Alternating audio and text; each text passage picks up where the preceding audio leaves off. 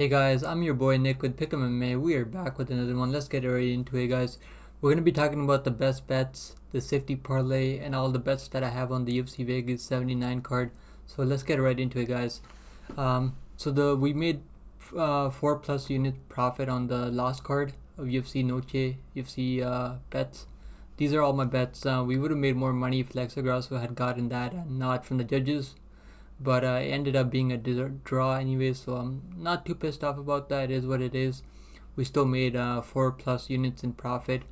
We had Jack Della Maddalena. A lot of people were high on Kevin Holland. We got Jack Della Maddalena plus 105, which is crazy. I gave this out early to my community on YouTube. I'm going to be giving early plus numbers on I'm going to be catching good lines, so please join the Discord, guys. It's free. Discord is free. We have like 10-12 people in there already. So we got the Jack Della Maddalena, which cast for us at plus 105, and then we had a couple of parlays with Kopylov, ZELLHUBER, 2-leg over 2.5 with the girls fight with Kopylov unit there, 2-leg with Kopylov. Shires fight turned into a no contest because the stupid referee that thought the fight was finished, but I think Shires or whatever, I think he was so close to finishing that fight, but I think Lacerda was about to tap before the referee stepped in, so it is what it is over there, but still. Then we had another 2-leg Kopylov ZELLHUBER, easy plus money there, plus 105, and then we had another 2-leg ZELLHUBER and over 3.5 rounds in Grasso versus Shevchenko. I was very confident in this play at plus 102. I thought the main event was gonna definitely go to decision, and it did. And I was happy there with the ZELLHUBER parlaying him there. And then we had the over 2.5 in the Jack Della Maddalena. I was trying to tell everyone that was listening to me that this fight's gonna go to the scorecards. No one's gonna get a finish. People were playing Holland by submission. They were playing Jack Della Maddalena by submission or knockout. A lot of people were playing the finish prop only, but I was trying to warn you guys. Make sure you guys take the money line, because you're getting him at plus 105 on a guy who's undefeated in the UFC. And then even the over was at plus 120 by the time the fight started. It went up to plus 120. A lot of money came in on the under, but I'm glad that we were on the right side there on the over 2.5, and then we were also on the Jack Della Maddalena side, and then we also made money on the Jack Della Maddalena to win by decision at plus 350. Yeah, that prop was crazy. Plus 350 on a guy to win by decision who's already won by decision many times against guys like Andalusa and Basso Hafiz, and I knew Kevin Holland wasn't gonna get finished in this fight, but that was a pretty close fight. I thought JDM should have got the unanimous decision win.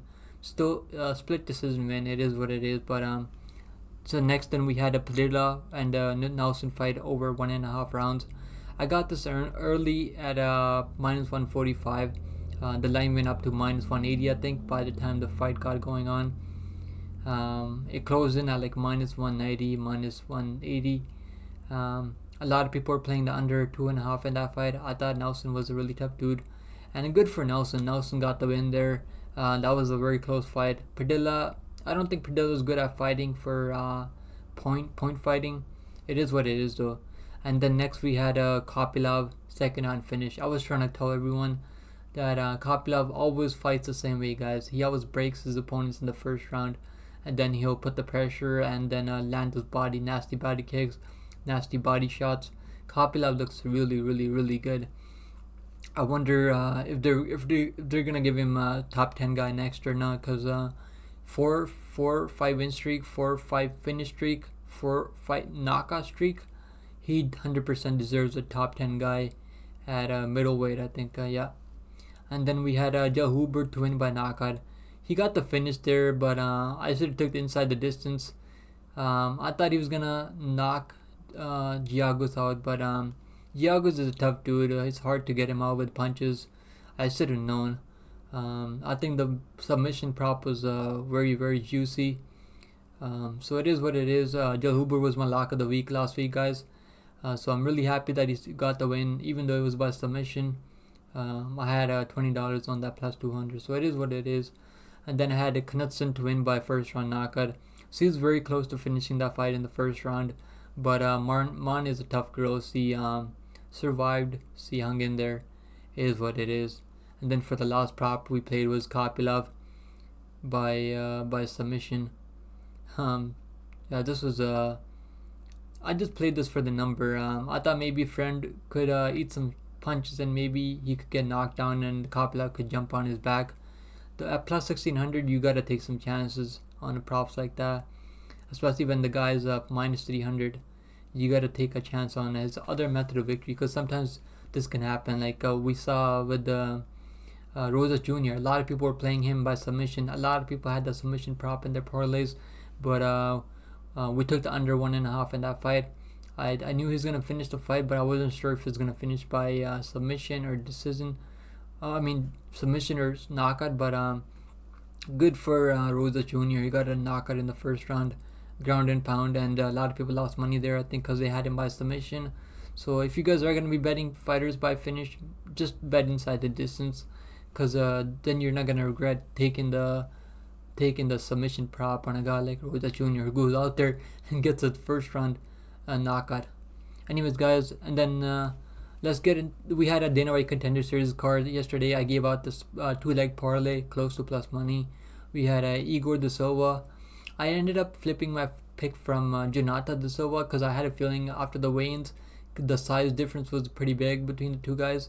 And Jonata Silva's takedown defense, it was still a problem in this fight. He just never really worked on that takedown defense. And Igor Da Silva really put the pressure on him, knocked him out in the second round. We hit on the over 1.5 rounds also. We had that in a parlay with the Ellen Carr, and the under 1.5 in the main event. So we hit that also. I don't have that up here, but you guys can go to the community section and check that parlay that I gave out early before the card started. So I'm glad that we hit the Dana White Contender Series parlay. I hope you guys tailed that and made some money there. And then guys, yeah, the JDM plus money call, I'm happy about that. We also made money on the JDM by decision plus 350, I think it was.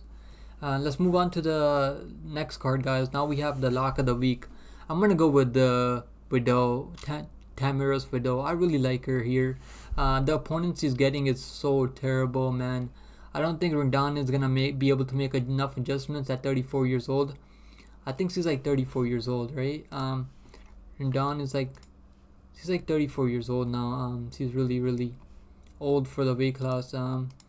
I think TAMIRES is gonna really bully her with her striking, in the striking and the ground. I think she can win this fight anywhere pretty much it goes. I really like her. I was gonna go with the Fiziev as my lock of the week, but Gamrot's wrestling scares me a little bit, just a little bit.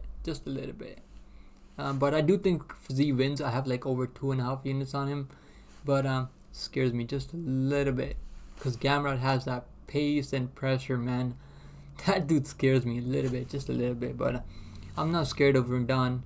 I don't think she's got anything for VIDAL. I think VIDAL is gonna knock her out, maybe finish her later in the fight. Of course, she's a tough girl, but she's definitely did not win her last fight. Brittany beat her up, bloodied her face up. Rondon, she doesn't have any good striking or ground game, no wrestling. Doesn't have the strength to get the fight to the ground. Yeah, I don't think she's gonna win this fight. That's why my lock of the week is TAMIRES VIDAL. I think she 100% wins. I think you guys can throw in parlays also, and I think you guys can maybe just play the straight money line. I mean, it's not too bad. Minus 230. I have her in a parlay with Marina Rodriguez, which is our official parlay for Vegas 79. We're gonna go with the Marina Rodriguez with the TAMIRES VIDAL, and this is the safety parlay we're gonna go with, guys. This is gonna pay out at close to plus money. I have a half unit play on this right now. I also have another parlay with VIDAL and Fiziev for I have it right here, plus 132. I have a 1 unit play on that, so I have a good amount of units on VIDAL. I think I'm kind of exposed on her, but I'm pretty confident. That's why I picked her as my lock of the week, guys. I think these are my picks, guys. So this is their official parlay for Vegas 79, and that's the lock of the week. These are our bets, guys. Straight moneyline bets. Rafael Fiziev, half a unit at minus 142. Another 1 unit on Rafael Fiziev at minus 150. 1 unit on Brian Battle at minus 185. I think Brian Battle's line is going down a little bit. Money's coming in on Fletcher a little bit. Yeah, his line went down a little bit. Let me move these parlays. I think there's money coming in on Fletcher. I get it why people aren't sure about Battle because he got grappled by Renat Fakardina, but if you really look into Renat Fakardina, that dude is a real deal, man. I think Renat Fakardina was like a top 15 dark horse that people don't really know about. The way he dismantled Kevin Lee under a minute, man, that dude is scary, man. And Brian really never really gave up in that fight. He was trying to fight his way back into the fight, even though he got manhandled by Fakardinov. But no shame losing to Fakardinov, no shame at all. But yeah, I like this safety parlay for us. And then for the next bet is Daniel Argueta on the money line at minus 185 for another half a unit play there. I'm not too confident because I know there's people picking Miles Johns. I might play more props for Argueta. I think he can find a submission here. And then for the next straight bet is Dan Ige. I have only $20 on this. I might put 30 more just to make it even, half a unit. But yeah, Ige should not be a plus 170 dog. The bookies opened him up low for a reason, guys. If you guys don't understand, the bookies have way more information than all of us. They know how to open these lines up. They want action coming in on guys like Bryce Mitchell. They want that. They know this fight is close. If Bryce Mitchell doesn't get the takedowns, he's gonna be in trouble, guys. Ige is gonna crack him. He's gonna beat him up on the feet. Ige is not a fish out of water on the ground either, and that's why I'm gonna go with my dog of the week, Ige, plus 170. Give me that dog. Give me that dog. Let's go. Plus 170 dog. Let's freaking go, boys. Don't put your house down on Ige, but I think he's got much more of a chance to defend those takedowns, and win this fight. He can win on the scorecards, and he can also win by knockout. He's got the more of a finishing ability in this fight. I think that's why the odds makers opened the lines close, because first of all, Mitchell got absolutely dismantled by Topuria. Topuria is the real deal. No shame losing to Topuria. I get it, of course, but Ige got hands, man. Ige can crack. Ige's got big hands. And if Mitchell starts going for a takedown, then he's not getting them. Go look at the Topuria fight. It wasn't looking too good for him there. He just didn't. You can look at his face. His facial expression change when he wasn't getting those takedowns in the second round. Yeah, you can tell he pretty much packed his bags. But yeah, I'm not super confident on Ige, but at plus 170, I'll take him as my dog of the week. Let's freaking go, boys. And then for parlays, we're gonna go with the other two leg TAMIRES VIDAL with Rafael Fiziev for a unit at plus 132. I like this play. And then for the safety parlay, of course, that I'm playing with you guys for a half a unit, Marina Rodriguez with TAMIRES VIDAL for a minus 112. I think this is definitely gonna hit. I'm most confident in this parlay, in the Rodriguez and Vidal parlay. I think this you guys can tail safely. And then for the next parlay, two leg parlay for a 0.44 unit is Usman and Argueta. I think Argueta is gonna win. Either he wins by submission or he gets Miles Johns to the ground, out controls him on the ground, gets those takedowns. I think he's really putting in that work right now. I like what I see from him, and I think he could get the job done. So that's gonna pay out at plus 158, guys. And then for props, these are I got these props on Bebe last night. We're gonna go with the Argueta to win by submission for $10 at plus 400. And then for the next prop, we're gonna go with Usman to win by TKO, TKO or DQ for $10 at plus 400. And then we're gonna go with the Ige to wins by submission. Ige's got a black belt in jiu-jitsu, Brazilian jiu-jitsu. So if this fight goes to the ground and Mitchell gets lazy with his neck or something, or any arm or something like that, Ige's good, man. Ige's good on the ground. People don't realize that. At plus 1600, I will 100% take a stab on that.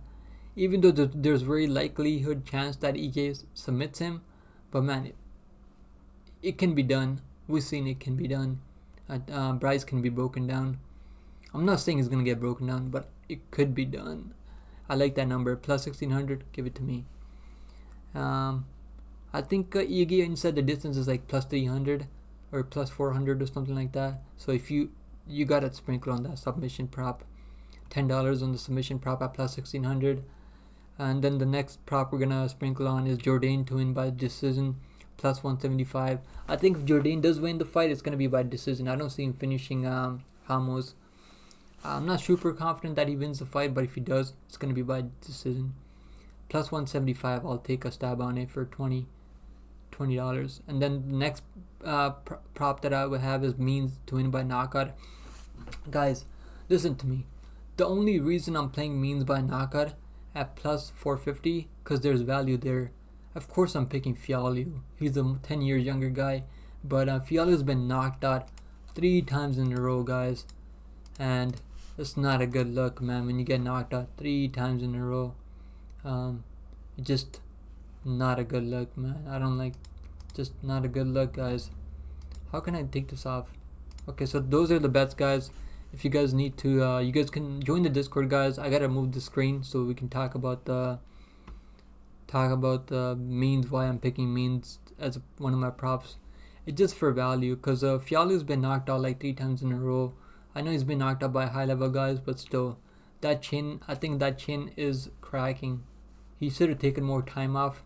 Means looked pretty good in his last fight. He didn't look too bad against Alex Morono, but I don't think Means wins. But if he does win, it's gonna be by knockout, I think, because Fialho's chin is not there anymore. I don't think so, and he hasn't taken enough time off. When you get knocked out that brutally with a head kick, you gotta take like at least 5 to 6 months off, man. Like, especially when you've been knocked out 3 times back to back, and that's a lot of damage that he's taken. So you're getting a plus number on his opponent. His most likely path to victory, plus 450. I'll take a shot on that for $10. Okay, guys, that's my lock of the week is TAMIRES VIDAL. That's our safety parlay. Marina Rodriguez plus TAMIRES VIDAL. Our dog of the week is Dan Ige at plus 170. Let's freaking go, boys. If you guys have any questions for me, you can join my Discord. It's 100% free, guys. We have like a small community over there, and we discuss bets. So like, if you guys have any questions or anything like that, you can always ask me. So you guys, I'm gonna end the video here. That's my bets for UFC 2 Vegas 79. I might make more videos throughout the week, so I gotta end the video here. Take care of yourself, guys. I'll see you guys in the next one. Later.